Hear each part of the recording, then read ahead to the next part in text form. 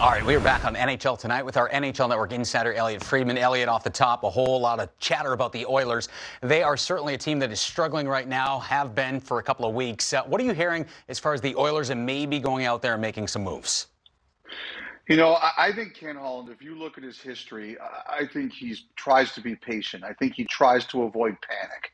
And I do think they've considered what's out there. I do think they've looked around. I do think they've had conversations about what kinds of changes they can make. But I don't necessarily believe they're going to rush into anything, because when you're struggling like this, the other GMs, they don't throw you a life preserver. They throw you an anvil. He's never made an in-season coaching change in his time as his GM. I think he wants to be supportive of his coach, Dave Tippett.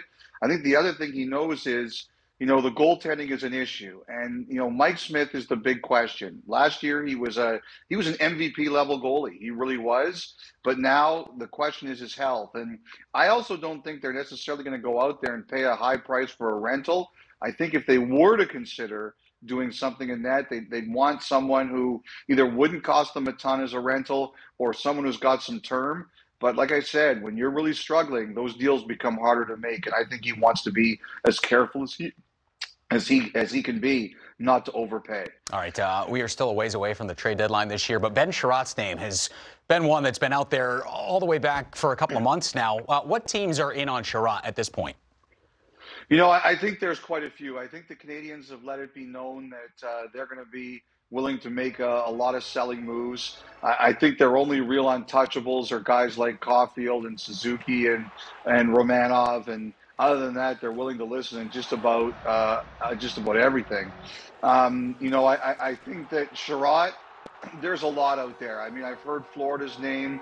I've kind of wondered about St. Louis. I put that in my notes there the other day. If you look at the Blues, I think that's a team that could win the Stanley Cup this year. I look at their left side. I see Krug. I see Scandella. I can see Mikkola, who's actually really improved for them.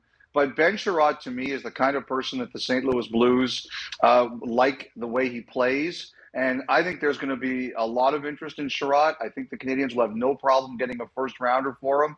And I think those are a couple of the teams that have considered the possibility. But I have no doubt, Jameson, there are more. All right, speaking of teams, the Coyotes, certainly a team we expect to be very active come trade deadline.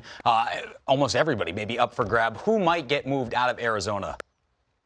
I think the names, Phil Kessel is the one that I think everybody knows is going to get moved at some point. Jacob Chychrun, I think everybody realizes that he's on the block right now, and the price is high, but Arizona's willing to do it. I think there's a lot of interest in Chychrun.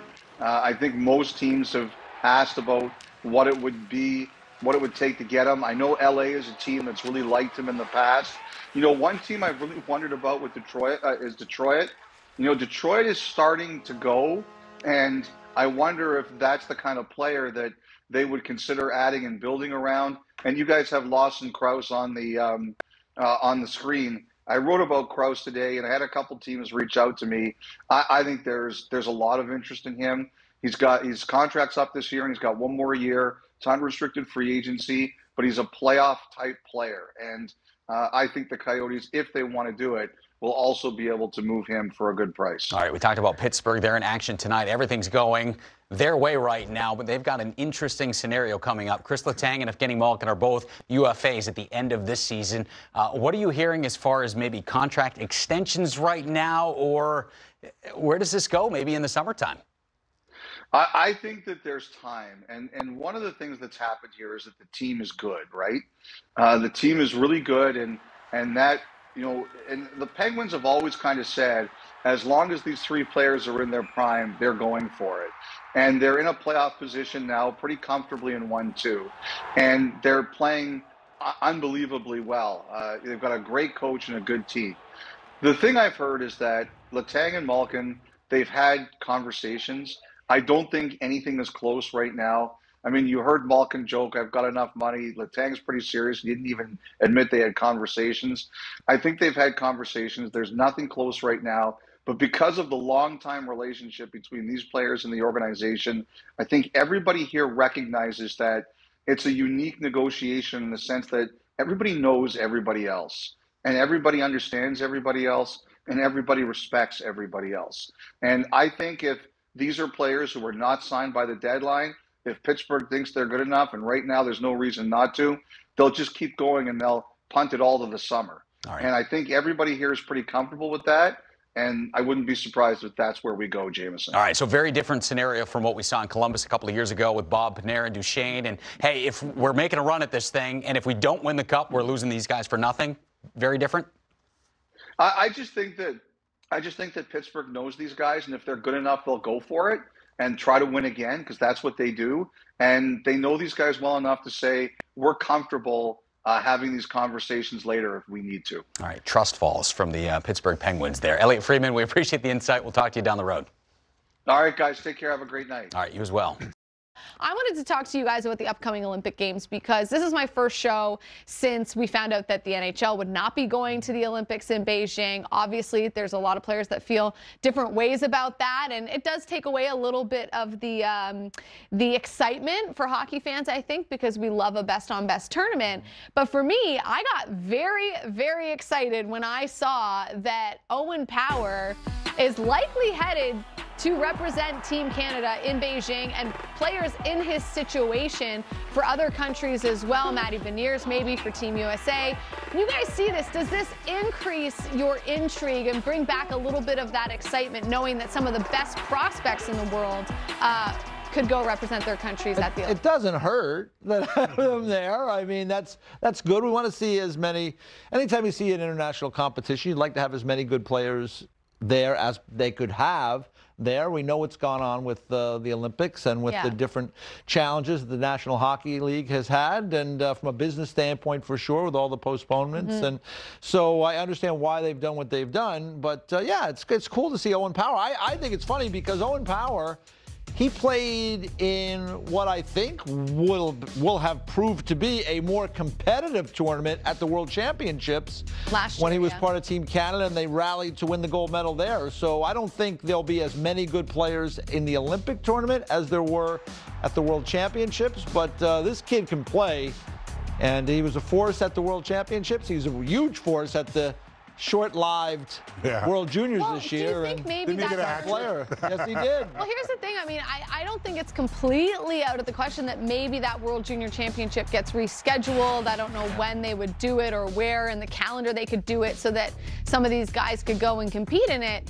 But it's very crazy to think that Owen Power, before ever stepping on NHL ice for the Buffalo Sabres, could potentially, if everything lines up and the World Juniors gets played, have a World Championship, a World Junior medal of some kind, and an Olympic medal of some kind before ever playing a National Hockey League game. I mean, a lot of things have to happen for a player to have the opportunity to do that. I was going to say life is about opportunity, and because of these crazy times, whatever it may be, Owen Power is getting an opportunity here, and it's a lot of pride on the line. Obviously, everybody would love to play for their respective countries in a tournament like this. Yes, we want to see best on best, but there's always something to be said, for me anyway, regardless if it's a former player or a player playing for his country. I get intrigued watching, and the competition, once the tournament starts, you get into it. And we'll go all the way back to 1980. Was there anything more special than that when it wasn't the pros? I know it was a whole different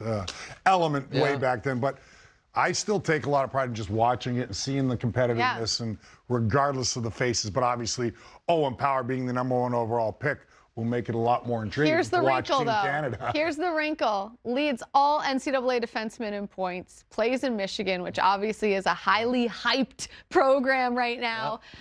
If you're a teammate of his and he's going to go to Beijing and play in those games and miss games for your school, how do you think a hockey dressing room accepts that news? Or is it just go do your thing, we understand? Yeah, first off, I think it's a fine line, and everybody will maybe react a little differently, but I'm sure his teammates are embracing it. I mean, it's an opportunity, like we talked about, to play for your country and say, hold the fort while I'm gone, guys.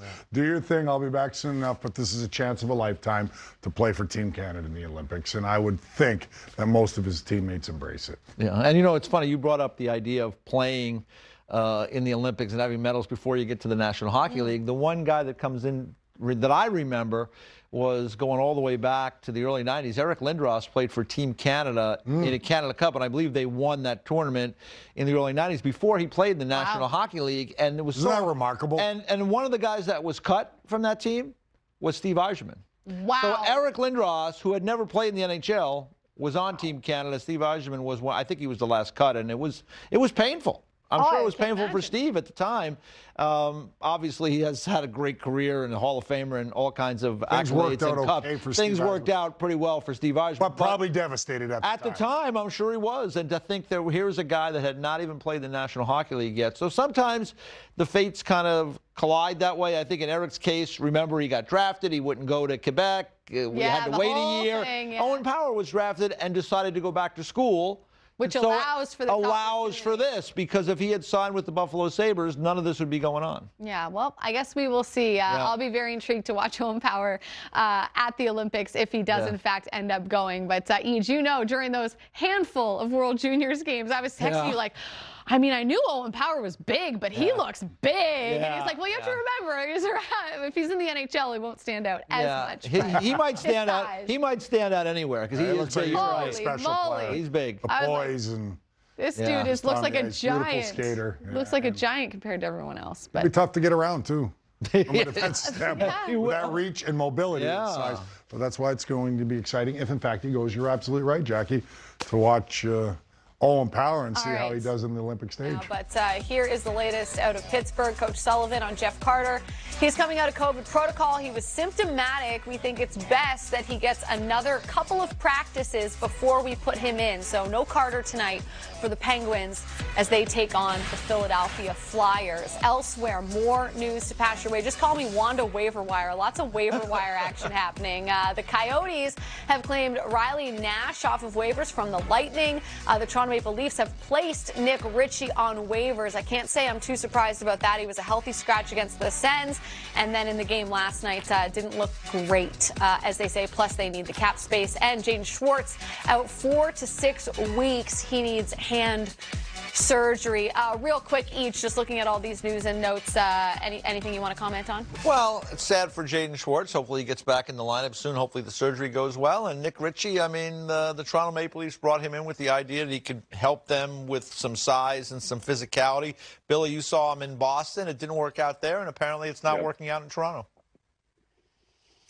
Yeah, you're tantalized at times by the big guy. He's got soft hands. He can score in front of the net. But I think at times, that at the game every year, guys, you know this. You talk about all the time, faster and faster. And so I think the foot speed is the issue. You can't be late. You cannot be late into the pile, so to speak. Otherwise, you're missing out on the play. And it'll be easy to point at his play for this, but I do think this is a cap thing as well for the Leafs, who we know have to be pretty clever about how they're going to maneuver here day in and day out, seemingly, for the Toronto Maple Leafs. But let's get to what else is trending around the National Hockey League. Nikita Kucherov, a game-time decision for the Bolts this evening because they just don't have enough star power. And if we've learned anything about Cooch, it's that it doesn't really matter how much time he misses. When he comes back, he's ready. Yeah, and he knows his body pretty well, and there's no reason to really rush him to get him back. They're playing pretty well, but I'm sure they'll be thrilled to have him back in the lineup. And the numbers have been good, even with him out. He was out early in the season. I think they've won 20 games during that stretch. So I tell you, the Lightning, they're a little scary here. They know how to win, Billy. They know how to win. They've done it 2 times in a row. They have those key positions locked in with the goaltender, #1 defender. Stamkos has been great this year, although it appears he's a game-time decision tonight. We'll have to see if we can get updates on that before that one kicks off. But this Tampa Bay team, the rich get richer as Kucherov comes back. Yeah, I mean, what was it, 7-0-1 in their last 8 at Tampa? They're doing so well, I mean, at home. I just like how they reload. They work their young kids for an organization that drafts so high up, or I guess low would be the way to better put it, because of their high finishes in the regular season. They continue to get guys late first round, second, third, fourth round guys. Ross Colton's a perfect example. And then they go out, and because of who they are and where they are, guys like Corey Perry and Pierre-Edouard Bellemare, want to come and play. And next thing you know, their depth, which we thought could be a real question mark this year, given the fact that their whole third line was gone, becomes, well, we love those guys, but we're okay. We reload. One quick note, too, on Kucherov, this return tonight against the Calgary Flames. And it's interesting because you go back to his draft year, 2011, talking to people in Calgary with familiarity of that draft. they really liked Nikita Kucherov. And they were really considering him at 57. They weren't sure if anybody was going to step up. And so they decided to wait. And the Tampa Bay Lightning at 58, they pounced. And they picked up Nikita Kucherov. And that's obviously worked out very well for them. Little later in the draft, in the 4th round, they came to another kind of fork in the road. And another offensive player they liked, Johnny Gaudreau. And in that case, they didn't want to miss out. They had missed out on Kucherov by waiting. They said, you know what, we're in the 4th round. We've got to make our move right now. Obviously, people say, well, Johnny Gaudreau, is he going to be big enough to play in the National Hockey League? We got the answer to that question. So they were on it. Think about it. They could have had both of those guys. Wow. They missed on Kucherov. They got Gaudreau. But unfortunately for the Flames, Kucherov will be back tonight and should be fun. Blake Coleman also in the lineup tonight for the Flames against his former team. Just got his ring. Forgot about that. Yeah, just got his ring. Note there as well. I'm sure he'll be up for this game as well. All right, got to move on here. Tuukka Rask, we mentioned earlier in the show, signs the PTO with the Providence Bruins. We are expecting him to play for Providence on Friday, but here's the latest courtesy of the AHL's PR Twitter account. Due to league COVID protocol affecting the Phantoms, Lehigh Valley, I believe, their games Friday and Sunday at Providence have been rescheduled for April 11th and April 19th. So, Jaffa, I'll defer to you on this. Tuukka was supposed to start Friday. That's obviously being pushed back, and will change at least the timeline for the Boston Bruins here in terms of when they could have Tuukka back up on the main roster. Yeah, so the Bruins have Minnesota tonight. Then the Bruins go on the road for 2, Jackie. They go into Tampa, the aforementioned Lightning, on a Saturday night, big fun game. And then Monday, they're in Washington. I don't expect Tuukka to be anything around, available for either of those. But next week, they'll be back in town a little bit. He'll look to practice. And I don't have the Bruins schedule in front of me, but he'll try to. They'd love to get him one game for sure, right? They'd love to just get him into that flow, into that rhythm, have him do that, and then they can get the deal. I'm assuming the deal's agreed upon already, quite honestly. I'm assuming that they're done with that right now. Well, I'm being told Providence's next scheduled game is a week Friday. So 8 days from now, we could see Tuukka, I guess, start for Providence in that game. But, he is working his way back to playing in the NHL. So let's hear from Tuukka Rask. Here's what he had to say. Biggest point for me was that, if I feel great, I want to try to come back. If I heal properly, I want to try to come back. And the only thing at this point I want to do, I just want to help out. I'm not looking for, a big contract like I've said before. I just want to come and help out the guys and do my part that way. So, obviously people from the outside are looking at controversy. There's always got to be controversy when you play in Boston. But I think so far, sharing the net with Sway and Linus there in practices, we get along great, and it's been good. And like I said, I just want to help out as much as I can and be up for the task. All right, Jaff, what do you make of Tuukka's comments there? A couple of things. First of all, contract, okay? He said earlier this year that he would play for beer money. That could be expensive depending on how much you end up money. So, we'll keep an eye on that if there is a special beer concession in that or not. Controversy. I've been to many of the practices, Jackie and Eej, when Tuukka's been out there. He's been from the outside looking in, everybody has worked out real well. They've rotated well. The hip doesn't look, it looks beautiful. I saw him make a right leg save about, I'm going to say a week ago, maybe 10 days ago. And holy smokes, if there was any issue, you couldn't, you know what I mean? It was flipping out there perfectly.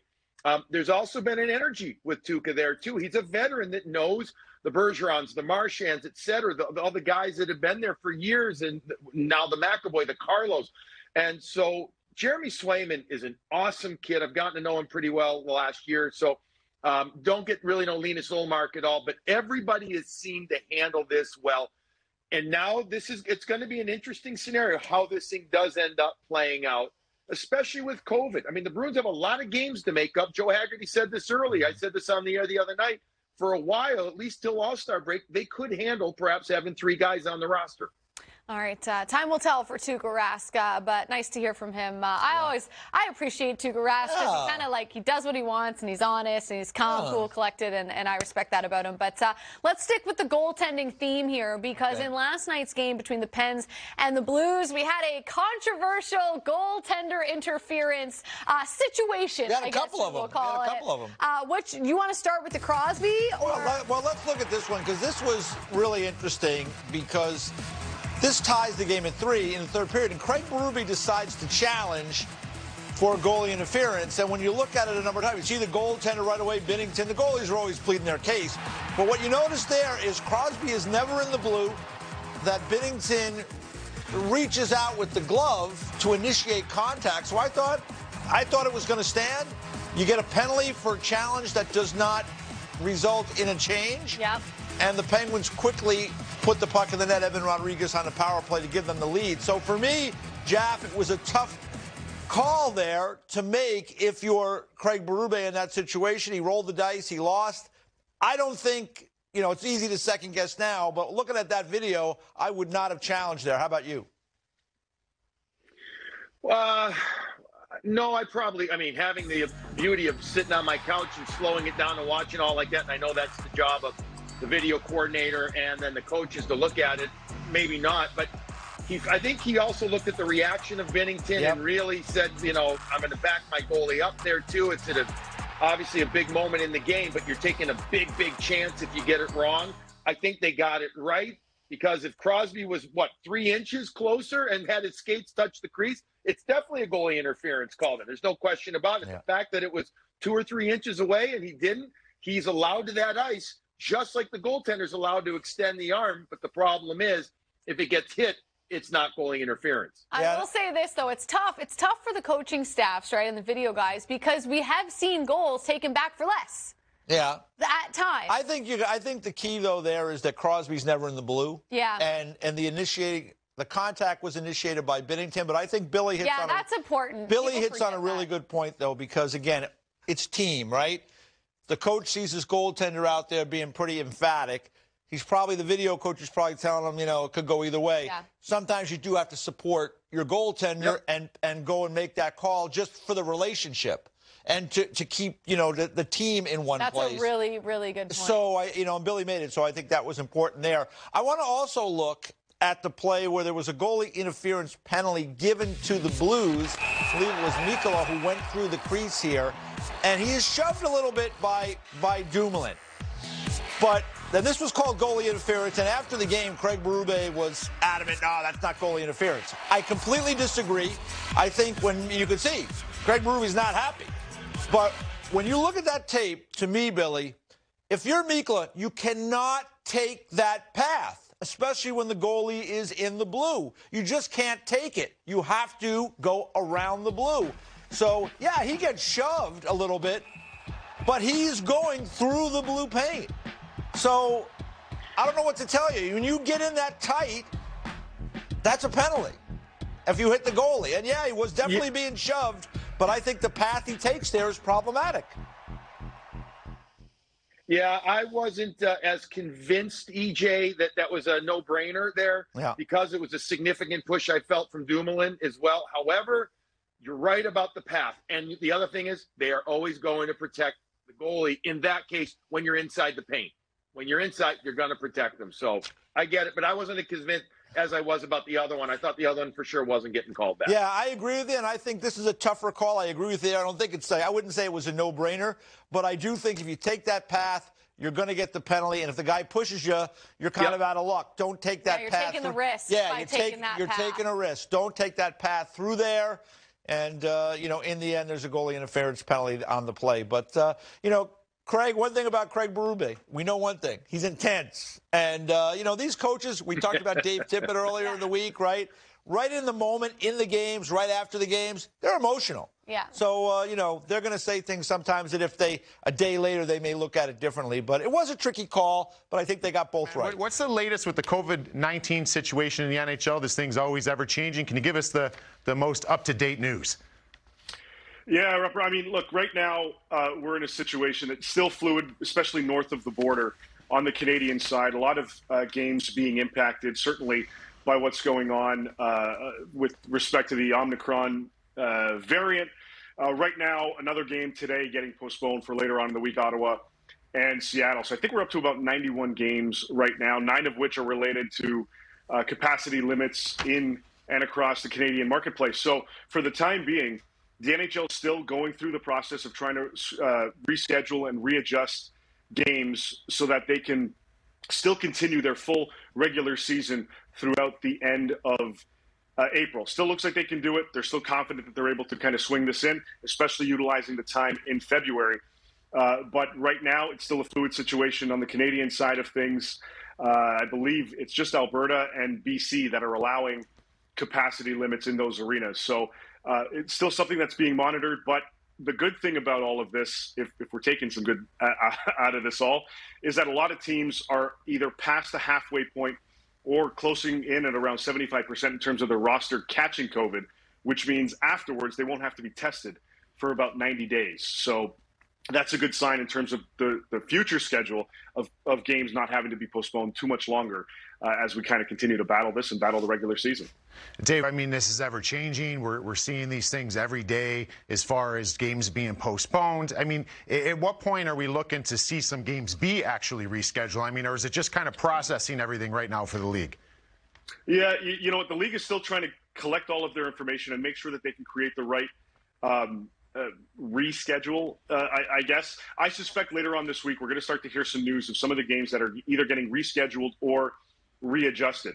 Now, one of the things to keep in mind is that we may see some games that are already on schedule for later on in the season get moved up, and primarily due to travel purposes. If they can minimize costs from a travel perspective, then that would certainly help the situation. Remember, the Islanders had 4 of their games coming up later this month postponed because 3 were in Canada on the western side, Vancouver, Edmonton, Calgary, and they had a game scheduled against Seattle. Well, that kind of all tied together because it made sense from a travel perspective.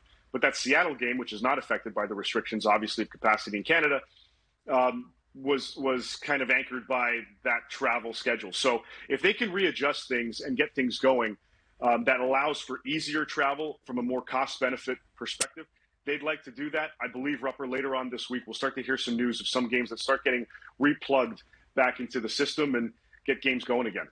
Well, every season after the holiday kind of break, we start hearing maybe some trade rumors heating up. And we know trade deadline's not so March, but are you hearing anything out there with teams making moves? We're hearing the Blackhawks maybe being one of those teams that are coming up.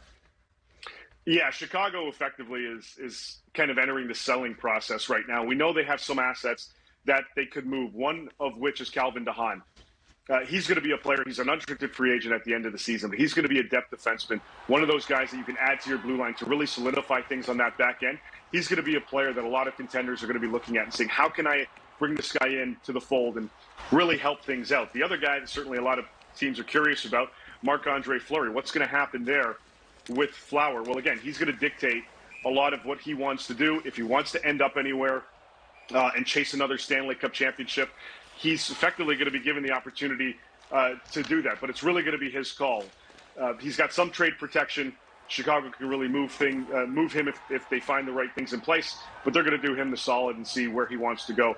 For teams that are looking to bolster both their blue line and their goaltending position, Chicago's going to be a team that teams are going to be calling. Some teams are doing their due diligence right now. We're trying to see what the updates are from a cost perspective, and then kind of reconvene as the weeks kind of move forward and closer to that deadline. I don't know if we'll see a bigger trade than one that's already happened. That's Jack Eichel. And so it's about his road back, and he's expected to be back sometime in the next couple months. And I'm kind of wondering, and I think a lot of people are, how is this going to affect the Golden Knights roster? Yeah, Vegas is trying to figure that out too. They've got to clear $10 million in cap space, or just under $10 million. I think it's, if you really do the math, it's about 9.8 and change. But basically $10 million of cap space in order to accommodate his full $10 million cap hit. They've got a little bit of flexibility with some of their roster players by either sending some guys down, utilizing the waiver wire to create about $2.5 million in space, but they still have a significant chunk that needs to be remedied. Now, there are some options out there for them. And this is something that Kelly McCrimmon, their GM, and the staff in Vegas looked at when acquiring Jack Eichel. What options are going to be available to them in order to fit his full cap space under their cap? So basically, it's either trade some guys out. We're going to hear names like Riley Smith and Evgeny Dadonov. Those guys make $5 million each. That right there, you move them, well, problem solved. Thing is, then you're going to create some additional holes in the roster. So they're trying to maximize their entire roster to see how they can make this work. Like you said, it's still a couple months away, perhaps sometime in February when Jack Eichel gets back into game action and making his official debut with the Vegas Golden Knights. But they've got a little bit more flexibility, probably 4, 5, 6 weeks before they get to that in terms of trying to find a solution. And whether it's making a move out of one of those guys or bringing in some additional players. If they want to use the LTIR space and get a guy like Ryan Kessler, they still have to move out some money in order to bring him in. So something to certainly watch as the weeks progress. It's going to be certainly interesting to watch those because there might be some other teams watching as well because there might be some really good players available coming out of Vegas. Dave, thanks a lot. Appreciate your time. You got it. Thanks, Rupert.